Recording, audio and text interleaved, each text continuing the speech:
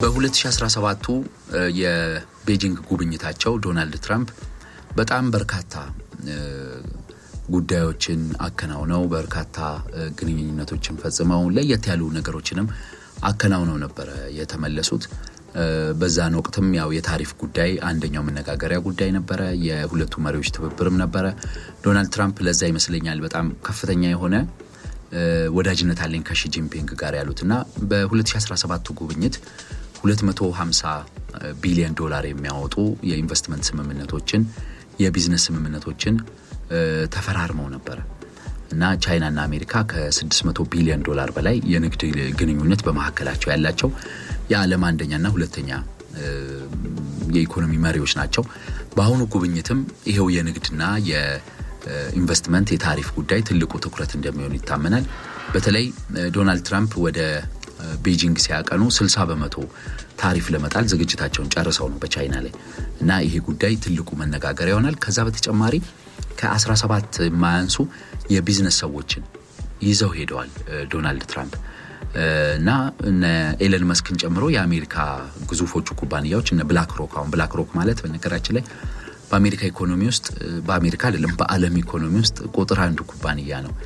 ብዙ አይባልለትም በአንድ ሰው እንደነ ኤለን መስክ የተያዘ አይደለም ስለሚባል እንጂ ብላክ ሮክ ማለት በቃ የዓለም ዘዋሪ የዓለም የፋይናንስ አስተዳዳሪ የዓለም ኩባንያዎችን ሼር የያዘ ለምሳሌ አፕል ውስጥ ትልልቅ ሼር ያለው ማይክሮሶፍት ውስጥ በቢሊዮኖች ሼር ያለው የትሪሊየን ዶላሮች ቢዝነስ ነው እና እነዚህን ሰዎች ሁሉ ነው ይዘው ሄደው እነ ቲም ኩክ አሉ እነ ኤለን መስክ አሉ በርካታ ተጓዦች አሉና ዶናልድ ትራምፕ የቢዝነስ መሪዎችን ይዘው የሄዱበት ጉዳይ ከቻይና ጋር በታሪፍ ጦርነት ውስጥ ሲገቡ በዛው ግን የንግድ ግንኙነት መፈጸም እንደሚችሉ ማሳያ እንዲሆኑ ነው እንግዲህ ይዘው ሄዱትና ያንን እንዲታይላቸው ይፈልጋሉ። ከዛ በተጨማሪ ዶናልድ ትራምፕ ከቻይና የሚፈልጉት የኢኮኖሚ ጉዳዮች አሉ። አንደኛው አሜሪካ ለቻይና የኢነርጂ ውጤቶችን የግብርና ምርቶችን እንድትገዛ እና የቦይንግ አውሮፕላኖችን እንድትገዛ ይፈልጋሉ።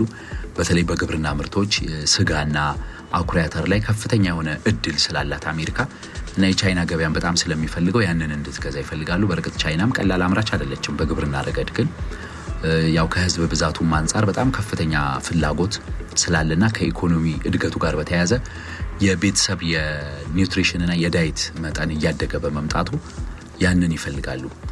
ሁለተኛው ትልቁ ትግላቸው የኤአይ ነው።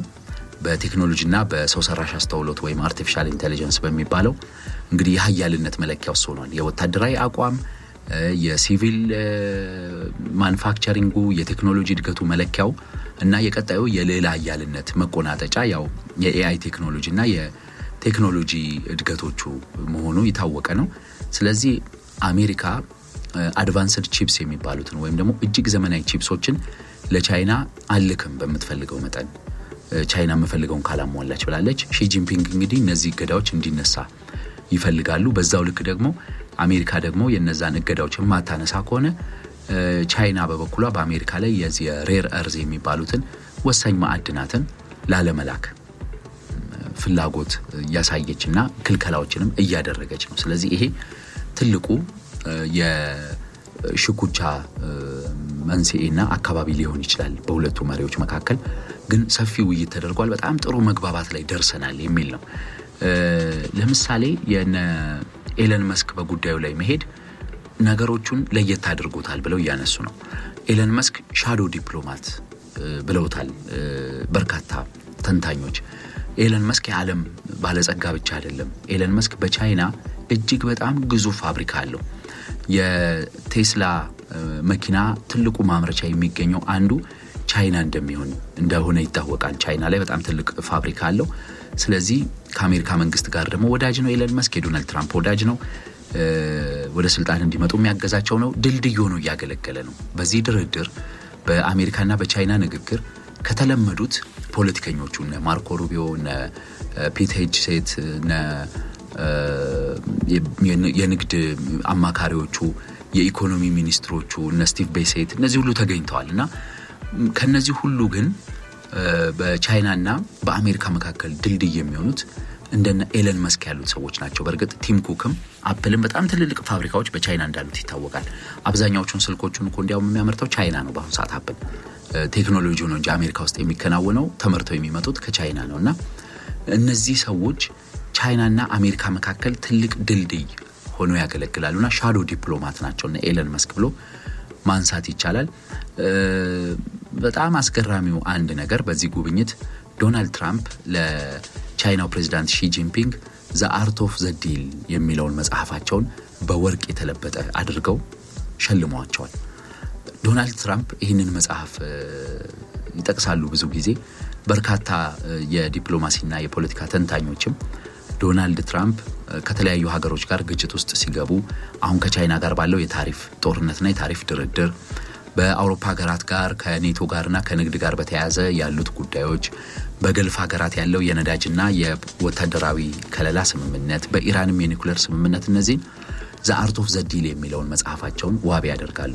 ዶናልድ ትራምፕ ይሄ መጽሐፋቸው የሚያነሳው እንዴት በቢዝነስ ስኬታማ እንደሆኑ ነው። በተለይም እንዴት እንደሚስማሙ ነገሮች ሁልጊዜም አሸናፊ 3 መርህ አላቸው ዶናልድ ትራምፕ።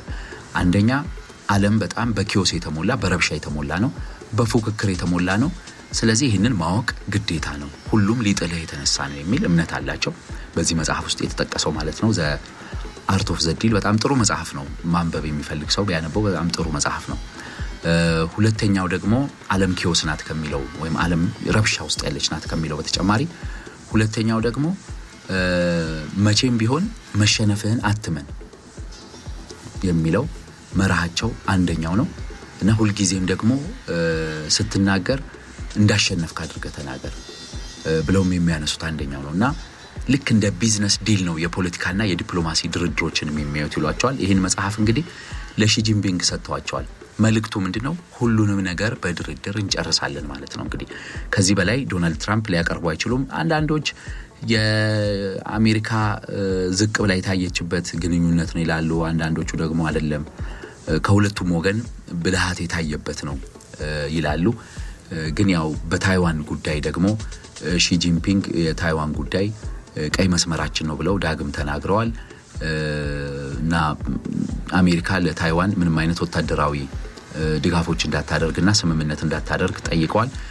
ዶናልድ ትራምፕ ደግሞ ታይዋን ለአሜሪካ ወሳኝ መሆኗ ከቴክኖሎጂ አንጻር መሆኑን አንስተዋል።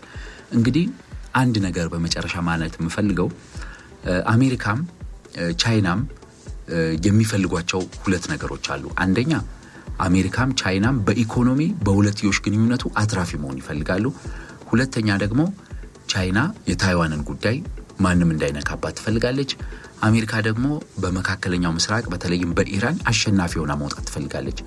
ስለዚህ አሜሪካ ከቻይና ቻይና ከአሜሪካ የሚፈልጉትን የሚያገኙ ከሆነ ዶናልድ ትራምፕ ታይዋንን አሳልፈው ለመስጠት ሺ ጂንፒንግ ደግሞ ኢራንን አሳልፈው ለመስጠት ሊስማሙ ይችላሉ እየተባለ እየተገለጸ ነው።